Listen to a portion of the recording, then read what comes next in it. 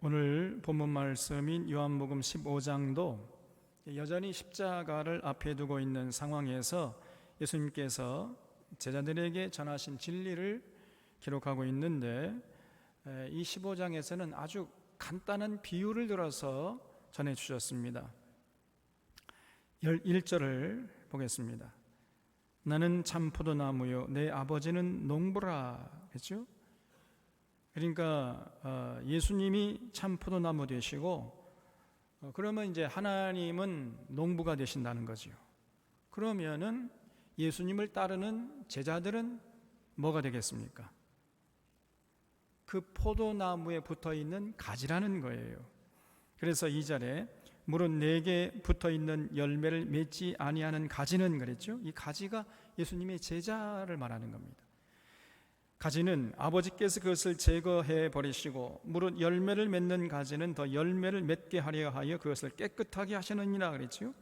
그러니까 제자들이 포도나무에 붙어있는 가지다라는 내용이 1절과 2절 사이에 빠져 있는 거예요. 저는 농사를 지어보지 않아서 경험이 없는데, 그 농사를 많이 지어본 이 농부들의 말을 들어보면요, 가지에는 두 종류가 있다는 거예요. 가지라고 해서 다 같은 가지가 아니라는 것입니다. 열매 맺는 가지가 있는가 하면은 열매 맺지 않는 가지가 있다는 거예요. 그래서 열매 맺지 않는 가지를 도장지라고 합니다. 도장지. 근데 이 도장지는 새순이 나오면서 그냥 수직으로 쭉 뻗어 올라가는 가지를 말한다. 그렇게 수직으로 쭉 뻗어 올라가는 가지는 절대 열매를 맺지 않는다는 거예요. 그러면은 농부들은 그 도장지를 보는 쪽쪽 잘라내 버립니다. 이거는 아무런 쓸모가 없는 거거든요. 그리고 열매를 잘 맺는 가지는 아주 소중히 여기면서 애지중지 키우는 것이죠. 여러분, 지금 예수님께서 굉장한 이 진리를 이렇게 말씀하신 거예요. 농부 되시는 하나님이 예수님이라는 참 포도나무에 붙어있는 가지인 우리들이 열매를 맺으면은요, 소중하게 그걸 잘 보존하지만은 열매를 맺지 않으면요, 이건 아무짝에도 쓸데없는 거 아닙니까? 괜히 그저 포도나무만 힘들게 할 뿐이지 열매를 맺지 않으면요, 아무짝에도 쓸데가 없기 때문에 사정없이 잘라버리는 거예요. 그래서 우리는 가지임을 잊지 말고 참 포도나무 되시는 예수님에게 딱 붙어 있을 뿐 아니라 그 포도나무 수액을 잘 빨아들여야 돼요. 그래서 빨아들여서 성령의 열매인 사랑과 희락과 화평과 인내와 자비와 양선과 충성과 온유와 절제, 이런 성령의 9가지 열매를 주렁주렁 맺어서 하나님을 기쁘시게 해야 합니다. 그렇지 않으면요, 그런 가지는 아무런 필요가 없기 때문에 사정없이 그냥 잘라버리는 거예요. 그러면 그렇게 하나님이 기대하시는 아름다운 열매를 주렁주렁 맺어서 하나님께 영광을 돌릴 수 있는 비결이 뭐겠어요? 그 비결이 3절에 기록되어 있어요. 3절이 중요합니다, 여러분. 너희는 내가 일러준 말로 이미 깨끗하여졌으니 내 안에 거하라. 나도 너희 안에 거하리라 그랬어요. 거기 내가 일러준 말로 이미 깨끗하여졌으니 내 안에 거하라. 줄쳐보세요. 우리가 정말 성령의 열매를 주렁주렁 맺어서 하나님께 나아가려면요, 첫 번째는 예수님이 일러준 말로 자신을 깨끗하게 해야 돼요. 아시다시피 논에는요, 벼만 자라는 것이 아니라 피라는 것도 함께 자라잖아요. 그러니까 이삭이 나오기 전에는 이것이 벼인지 피인지 전문가가 아니면은 잘 모른다고 그래요. 그런데 이 진짜 벼는요, 키가 잘 안 자란다는 거예요. 그리고 조금만 환경이 나빠지면은 금방 시들어 버린다는 겁니다. 그런데 아무짝에도 쓸데없는 이 피라는 놈은 그냥 쑥쑥 자라는 거예요. 그리고 환경이 나빠져도 조금도 시들어지지 않습니다. 아주 굳세어나 금서나 식으로 해가지고 그냥 얼마나 꼿꼿하게 잘 자라는지 몰라요. 그래서 농부가 이 피라는 놈은 보는 족족 제거해 줘야 되고 벼는 잘 자랄 수 있도록 세심하게 보살펴 줘야 한다는 거예요. 여러분, 우리 마음의 생각도 이와 똑같다는 겁니다. 우리에게 유익하고 또 절대적으로 필요한 생각은요, 잘 안 자라요. 그 마음속에 뿌리 내리기가 힘들어요. 그리고 조금만 환경이 나빠지면요, 금방 우리에게 유익하고 좋은 생각들은 그냥 사라져 버립니다. 말라버려요.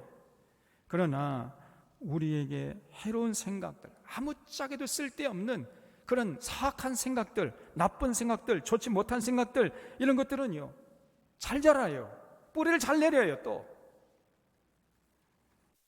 그래서 우리가 주의 깊게 살펴서 좋은 생각들은 잘 보존하고 키우려고 해야 하는 것이고, 나쁜 생각이 있으면요, 빨리 그걸 뽑아버려야 하는 겁니다. 그런 작업이 우리 인격 속에서 스스로 우리가 열심히 시행을 해야 되는 거예요. 그러면 그렇게 할 수 있는 도구가 뭐겠어요? 도구가 그것이 바로 예수님의 말씀이라는 거예요. 예수님의 말씀을 통해서 잘못된 생각들을 제거할 때 우리의 생각들이 맑아지고 깨끗해지는 것입니다. 그래서 우리는 늘 예수님 말씀을 가지고 우리 마음속에 이 잘못된 생각의 가지들을 잘라버려야 돼요.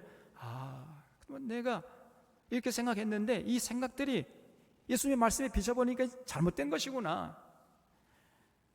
이런 잘못된 생각을 빨리 내가 버려야 되겠구나 해가지고 스스로 잘라내야 돼요. 자기 의지를 가지고. 그래서 예수님이 일러준 말로 우리의 생각의 가지들을 가지치기 할 때 비로소 우리의 마음이 깨끗해지는 거예요. 그래서 이렇게 우리 마음속에 깨끗하게 정리되어 있어야지 온갖 잡생각들이 잡초처럼 우거져 있으면요, 결국 마음밭이 어떻게 돼요? 쑥대밭이 되어버립니다. 그러면 이제 이 사람은요, 심하면 이제 오늘은 이렇게 생각했는데 저렇게 생각했다가 막 종잡을 수 없는 사람이 되고 이제 결국은 정신부절이 생겨요. 이런 면에서 여러분, 우리가 이렇게 매주일마다 선포되는 이 목회자들의 강단의 설교가 너무너무 중요한 거예요. 이 강단의 설교부터 잘못되어 버리면 어떻게 됩니까? 그 잘못된 설교를 듣는 성도들은 어떻게 되겠어요? 그 성도들이 올바른 설교를 들으면서 잘못된 생각들을 잘라내야 되는데 잘라내는 것이 아니라 오히려 그 잘못된 생각들을 더 소중하게 붙잡을 거 아닙니까?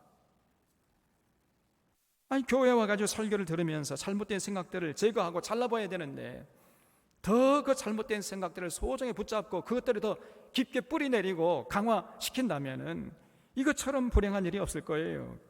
그래서 이 목회자들의 책임이 큰 것입니다. 지난주에 정광훈이라는 자가 코로나19에 확진되었잖아요. 그런데 그동안 이 자가 무슨 말을 했습니까? 우리 교회 와서 예배 드리면은 절대 코로나 바이러스 안 걸린다는 거예요. 그리고 걸렸던 자들도 낫는다. 이렇게 얘기를 했어요, 그동안에. 근데 자신이 걸려버린 거예요. 그래서 이 사랑제일교회에서 확진자가 급증하고 있고 그 사랑제일교회 코로나가 전국적으로 지금 퍼지고 있지 않습니까?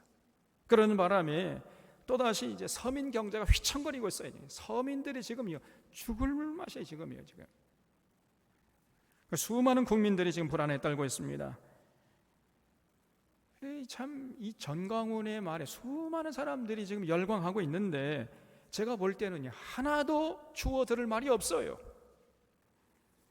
그야말로 이 전광훈이라는 자는요, 거짓 선자의 전형이고 우리 한국 교회를 망치게 하려는 이 마귀의 앞잡이에요.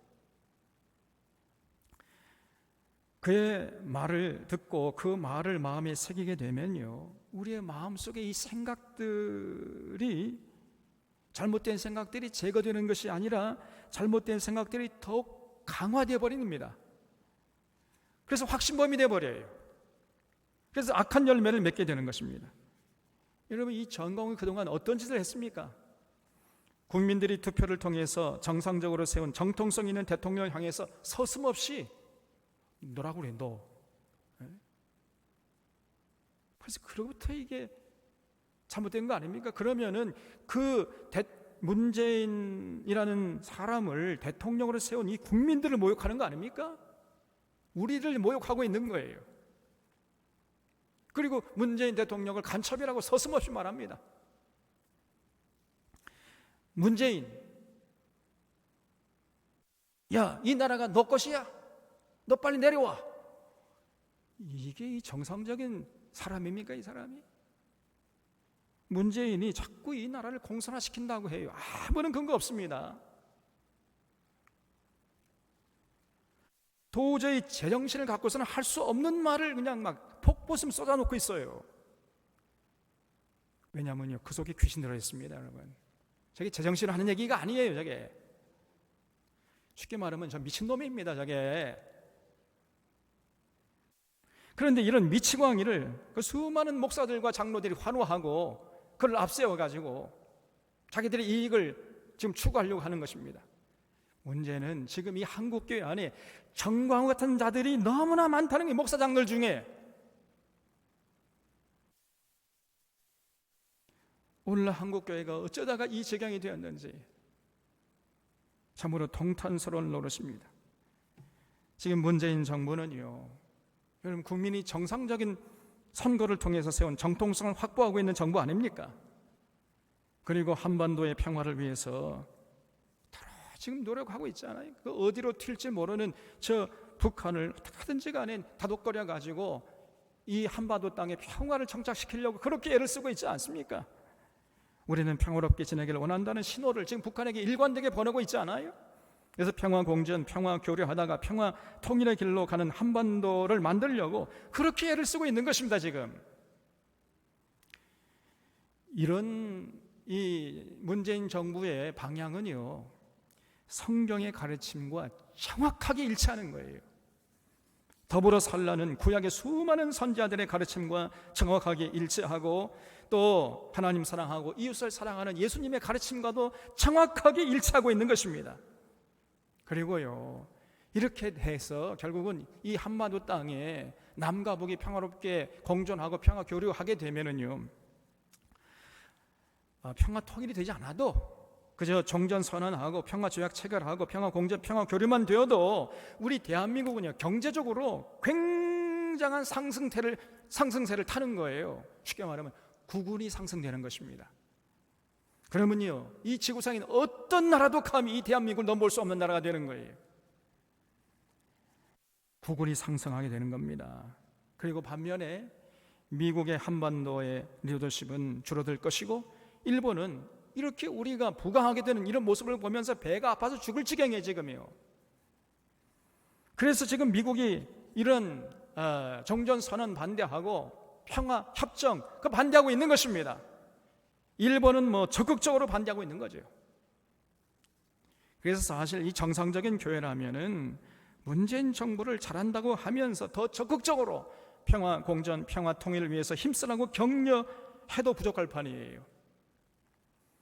이것이 하나님의 뜻임에도 불구하고 지금 한국교회의 수많은 목회자들이 문재인 정부가 사회주의를 하려 한다느니 이 나라를 공산화하려고 공산화를 획책하고 있다느니 이러한 말도 안 되는 망발을 지금 서슴지 않고 쏟아내고 있습니다.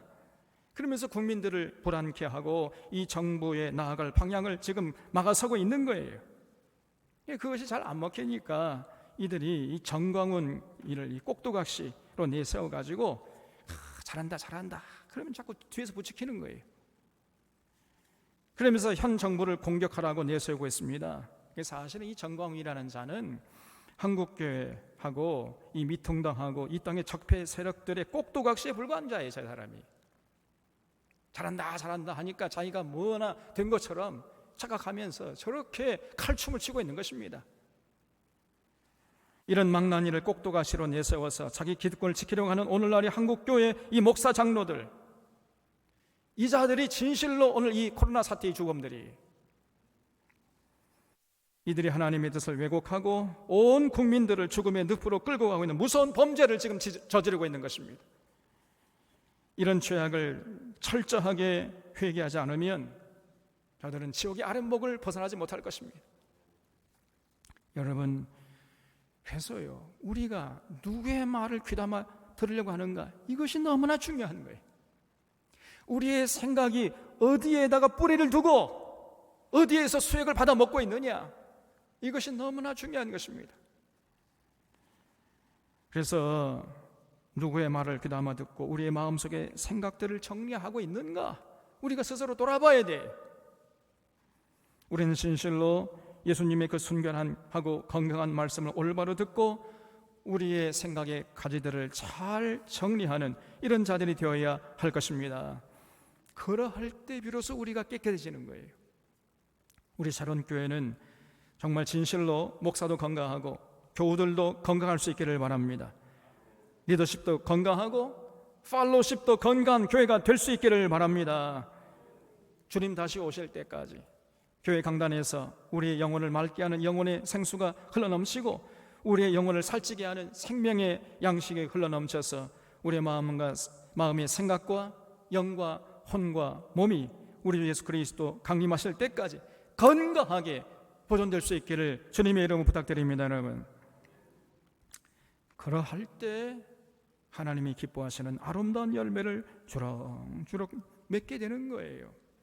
그래서 그 비결이 뭐냐? 첫째는 예수님의 말씀으로 우리의 마음속의 생각들을 아주 건강하게 반듯하게 해야 하는 것이고, 두 번째 비결이 있어요. 그게 뭐냐? 그런 후에는 우리가 이제 예수님 안에 거해야 돼. 예수님 안에.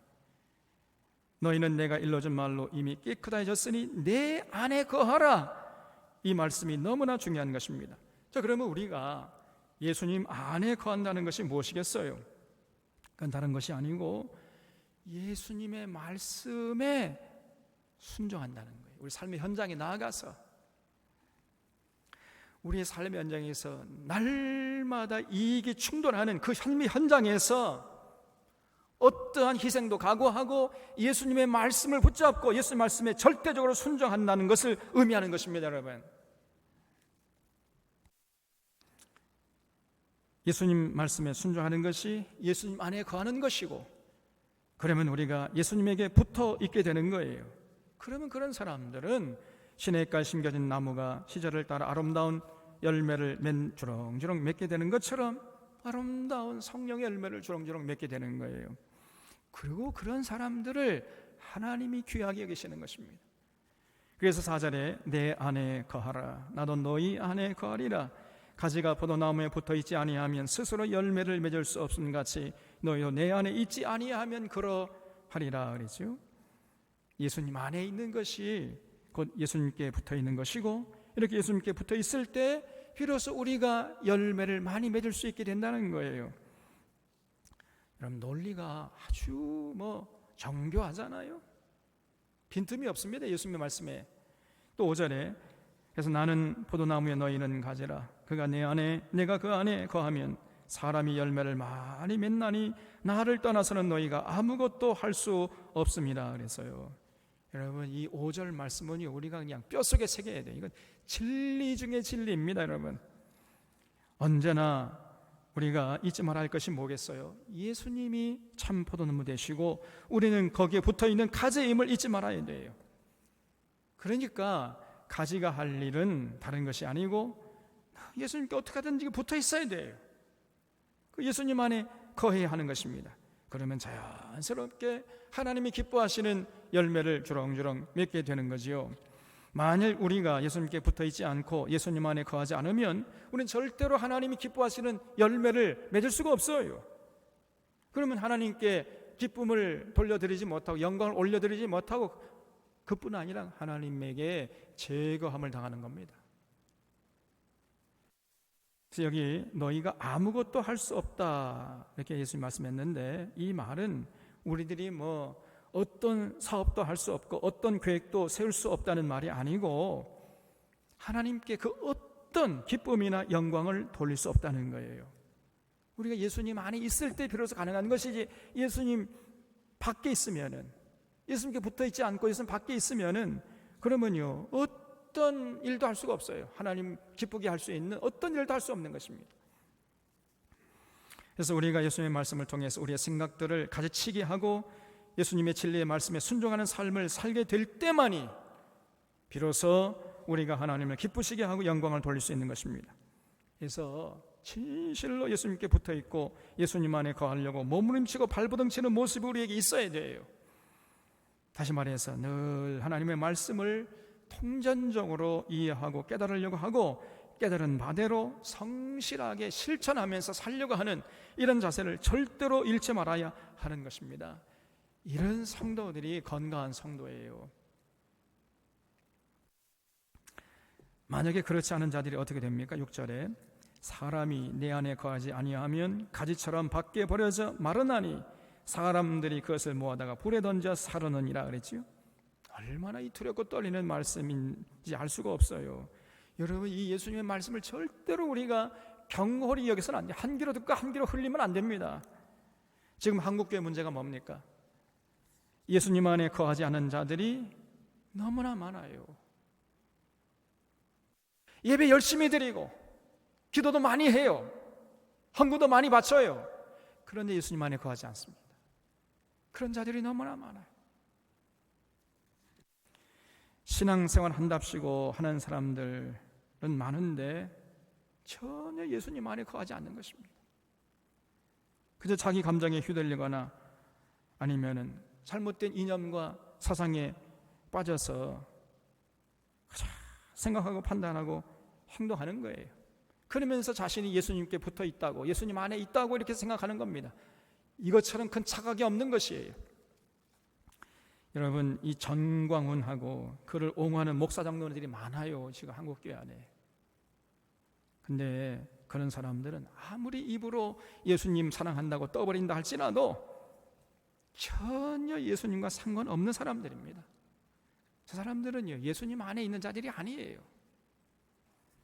이번 코로나19 바이러스를 통해서 하나님이 우리에게 이 한국교회의 실상을 보게 하신 것입니다.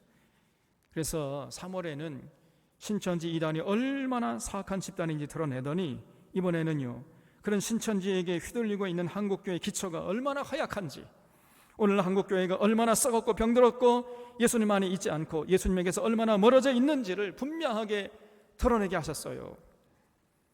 그래서 제가 오늘날 한국교회는 이대로는 이제 절대 안 된다. 그래서 진실로 제2의 종교개혁이 필요하다고 제가 벌써 오래전부터 외치지 않았습니까, 여러분?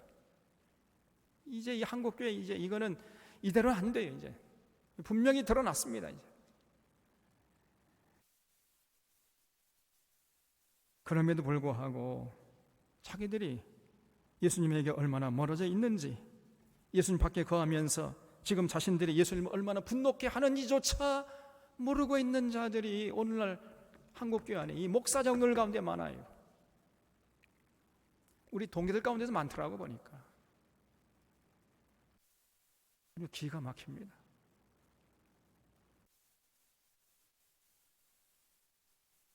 참으로 오늘 한국교회는 처절하게 회개하고 처음부터 다시 시작해야 돼. 완전히 지금까지 해왔던 걸 다 싸그리 밀어버리고 다 무너뜨리고 깨부수고 다 뽑아버리고, 그럴 때 비로소 새롭게 세워질 것입니다. 그렇지 않으면요, 하나님의 분노의 불길을 면치 못할 것입니다. 7절에 너희가 내 안에 거하고 내 말이 너희 안에 거하면 무엇이든지 원하는 대로 구하라 그리하면 이루리라 그랬어요. 우리가 여러분 기도하는 것도요, 전제가 있습니다. 전제. 아무나 기도할 수 있는 게 아니에요. 우리가 예수님 안에 거하고 예수님의 말씀이 우리 안에 거할 때 비로소 그 사람이 기도할 수 있다는 것입니다. 그리고 그 기도를 예수님이 들어주시는 거예요. 다시 말해서 우리들이 먼저 삶의 현장에 나가서 예수님의 가르침에 순종하는 삶이 있어야 돼요.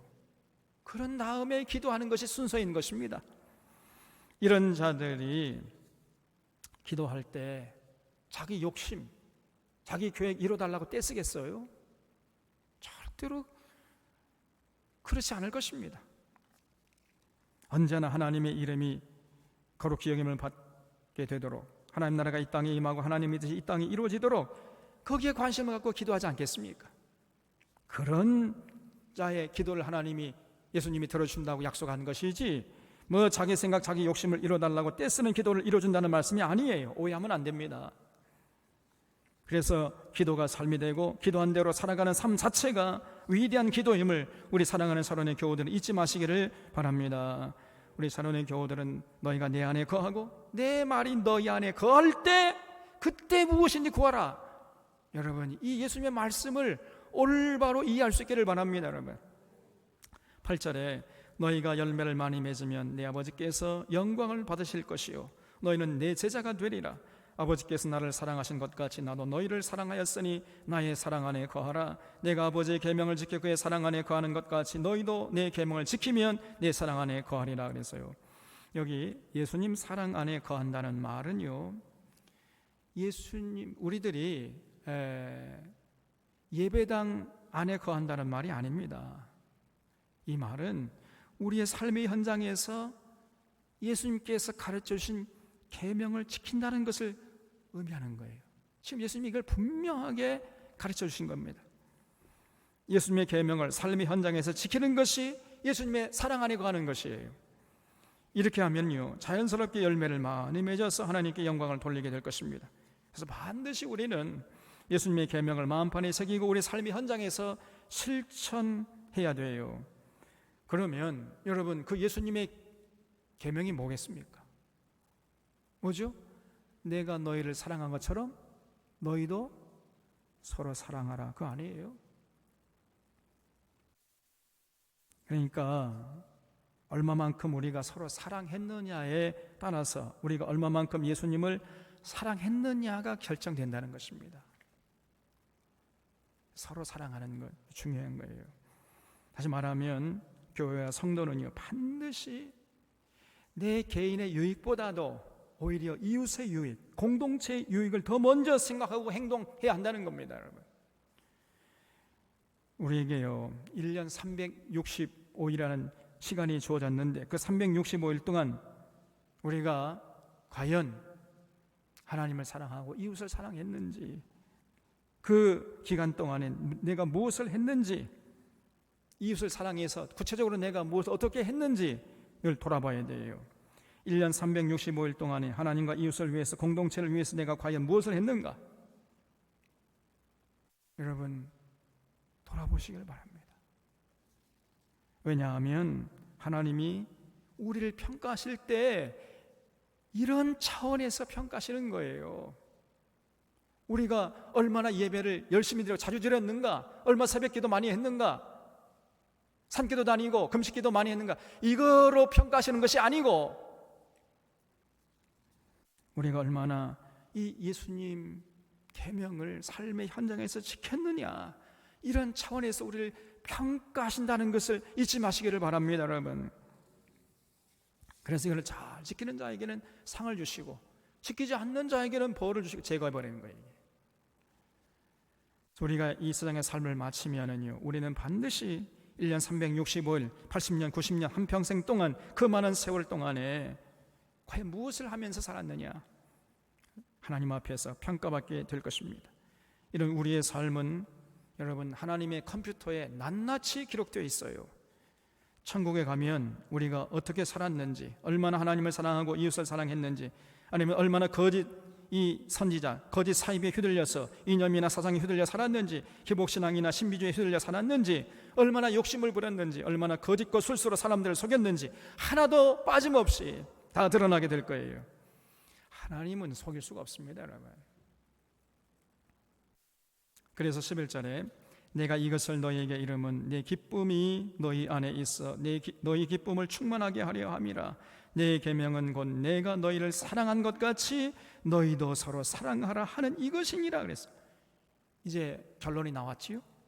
우리가 서로 사랑하되 예수님께서 우리를 사랑한 것처럼 그렇게 서로 사랑하라는 거예요. 이것이 예수님의 끊임없는 요구요 가르침입니다. 이 가르침을 마음에 새기고 실천하는 자가 진실로 참된 믿음의 소유자라고 말씀하셨어요. 13절에 사람이 친구를 위하여 자기 목숨을 버리면 이보다 더 큰 사랑이 없나니 너희는 내가 명하는 대로 행하면 곧 나의 친구라. 이제부터는 너희를 종이라 하지 아니하리니 종은 주인이 하는 것을 알지 못함이라. 너희를 친구라 하였노니 내가 내 아버지께 들은 것을 다 너희에게 알게 하였음이라 그랬죠. 참으로 놀랄 말씀입니다, 여러분. 거기에 내가 내 아버지께 들은 것을 다 너에게 알게 하였습니다. 그거 줄쳐보세요. 이게 중요한 얘기입니다. 무슨 말이냐면요, 내가 너희를 사랑한 것 같이 서로 사랑하는 이 가르침이 나를 보내신 하나님 아버지께 들은 바 전부라는 거예요. 하나님이 예수를 보낼 때 너 가서 이걸 전하라 할 때 그 예수님에게 넣어준 가르침의 전부가 뭐냐? 서로 사랑하라는, 예수님이 사랑한 것처럼 그것이 하나님의 가르침의 전부라는 거예요. 다시 말씀드립니다. 아버지께서 전하라고 주신 말씀의 완결판이라는 것입니다. 이렇게 아버지께 들은 전부를 다 전했으니까 이제부터 너희는 종이라 하지 않고 친구라고 하겠다고 말씀하셨어요. 우리가 예수님처럼 서로 사랑하면 하나님 아버지 가르침을 전부 실천하는 것인 줄로 믿으시기 바랍니다. 그래서 사랑이 바로 율법의 완성이라고 성경은 가르치고 있는 거예요. 우리가 서로 사랑하면은 율법 전부를 다 지킨 거예요. 그냥. 사랑이 바로 율법의 완성이기 때문입니다. 그리고 그런 자는 예수님의 친구가 되는 거예요.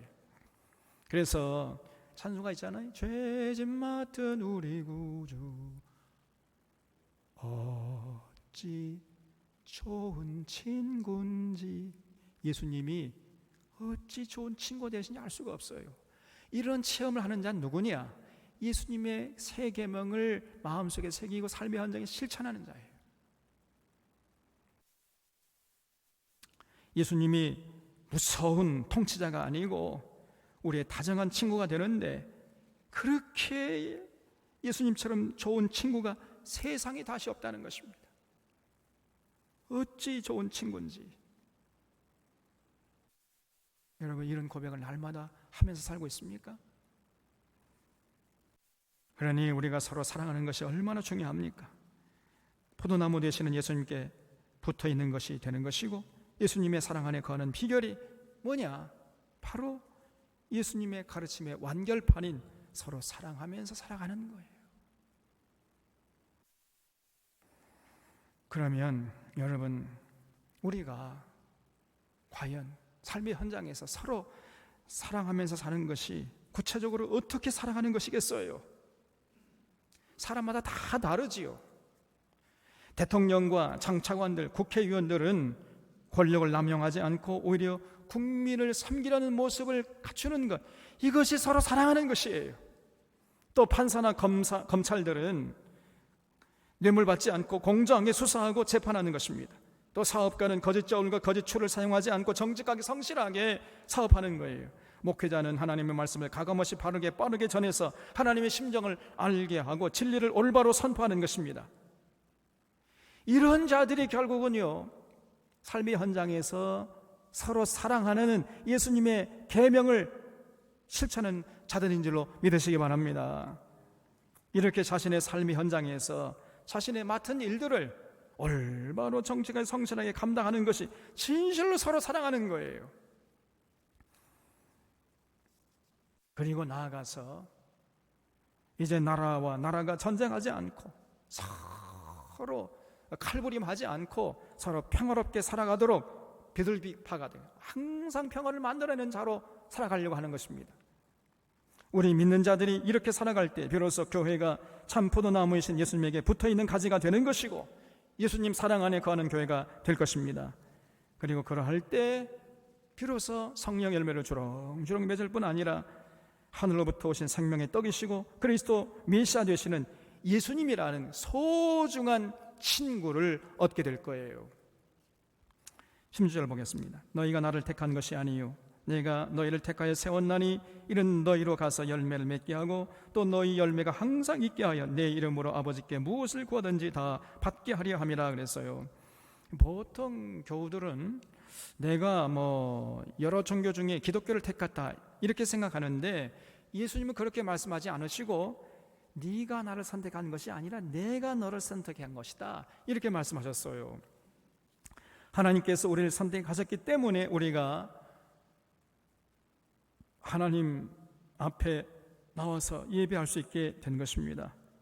하나님의 예정이 먼저지 우리가 하나님을 선택한 것이 아니라는 거예요. 여러분 지금 진실로 이런 건강한 교회에 나와서 신앙생활하게 된 것 자체가 하나님의 큰 은혜요 축복의 결과인 것인 줄로 믿으시기 바랍니다. 여러분, 우리가 선택한 것이 아니라 하나님이 우리를 선택하셔가지고 이 자리에 나오게 하신 것이에요.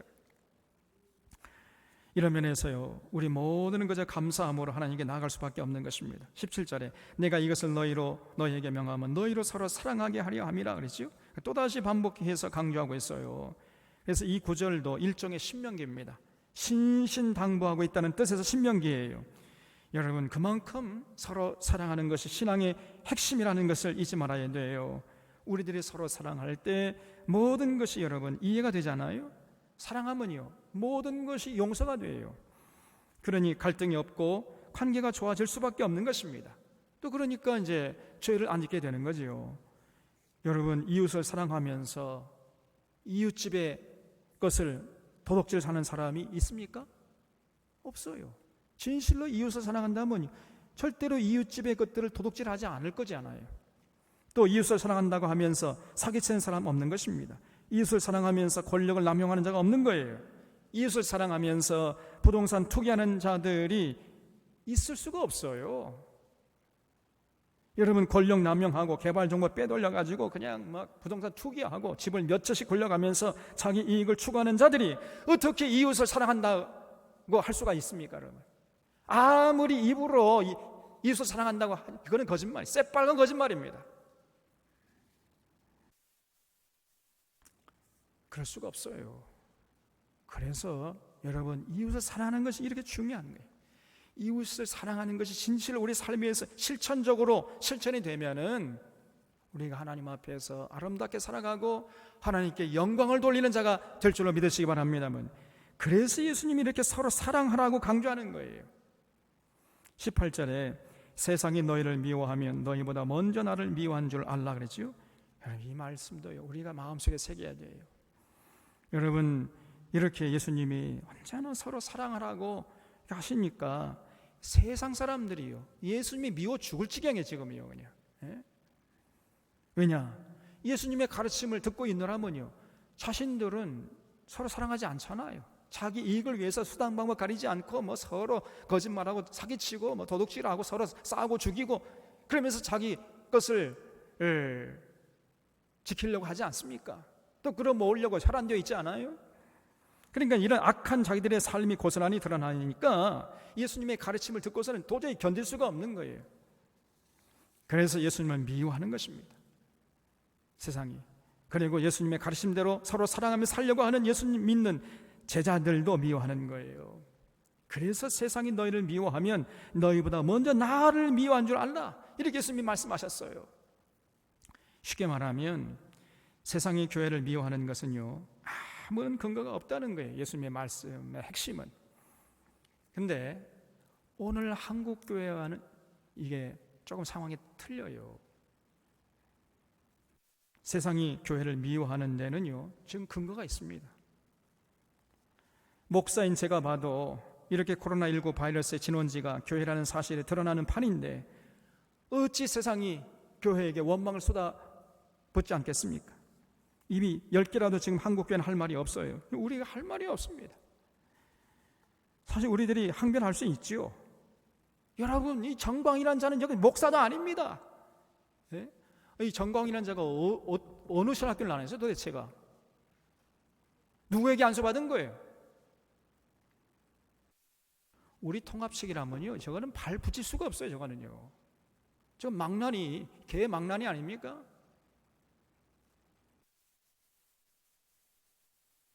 그래서 우리 교단은 그렇지 않습니다, 이렇게 항변할 수 있어요. 그리고요 이 정광훈이라는 자는 자기가 속한 교단에서도 제명된 사람입니다. 그러니까요 이 정광훈이 어떻게 나왔냐면, 그래 나를 제명했어? 그렇다면 내가 교단 하나 만들어버리겠다. 그러니까 자기가 스스로 교단을 만들어버리고 자기가 목사래. 또 못 말린 사람입니다. 이 사람이 제정신이 아니에요. 정말 양심에 가책을 느낀다면은, 양심의 화해를 맞지 않았다면요, 도저히 이렇게 행동할 수가 없는 것입니다.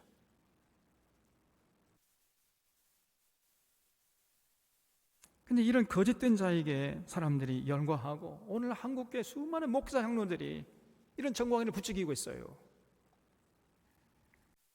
정광 같은 이러한 거짓된 자들이 한국교회 목사 장로 중에 많아요.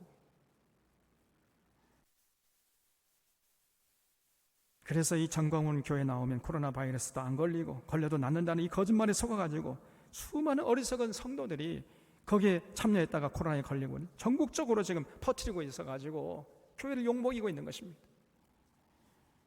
그러니 교회에 대해서 잘 모르는 사람들은 전부 정상적인 교회인 줄 알겠잖아요. 예? 신천지가 나쁜 줄 알았더니 이 한국교회는 더 나쁜 놈들이구만, 이거. 지금 이런 평가를 받고 있는 거예요. 그래도 우리가 할 말이 없어요, 지금이요. 참으로 우리가 세상을 향해서 죄송스럽다고 용서를 빌어야 됩니다. 지금은 세상에 빛이 되기는커녕 세상의 천덕꾸리, 걱정꾸리가 되어버린 현실이에요. 정말 통탄스러워 그렇습니다. 그러나 그렇지 않더라도, 교회가 정말 건강하고 아름답게 살아도 세상은 교회를 미워하게 되어 있다는 거예요. 예수님의 말씀이. 19절에 너희가 세상에 속하였으면 세상이 자기의 것을 사랑할 것이나 너희는 세상에 속한 자가 아니요 도리어 내가 너희를 세상에서 택하였기 때문에 세상이 너희를 미워하느니라 그랬어요. 그래서 우리가 아무런 잘못이 없는데도 불구하고 세상 사람들에게 미워함을 받거든, 또 핍박을 받거든요. 그 세상 사람들처럼 미워하지 말고, 내가 하나님께 택함 받은 자구나, 그런 분명한 증거구나, 이렇게 생각을 하는 거예요. 20절에 내가 너에게 종이 주인보다 더 크지 못한다 하는 말을 기억하라. 사람들이 나를 박해했은즉 너희도 박해할 것이요 내 말을 지켰은즉 너희 말도 지킬 것이라. 그러나 사람들이 내 이름으로 말미암아 이 모든 일을 너희에게 하리니 이는 나를 보내신 이를 알지 못함이라 그랬어요.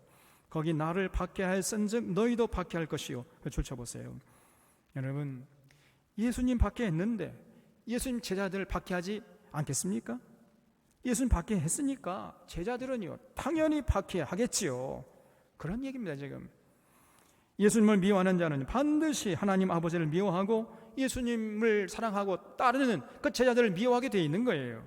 예수님 미워하는데 하나님 사랑할 수 있겠습니까? 예수님 미워하는데 예수님을 따르겠다는 제자들을 사랑하겠어요? 그럴 수가 없는 거예요.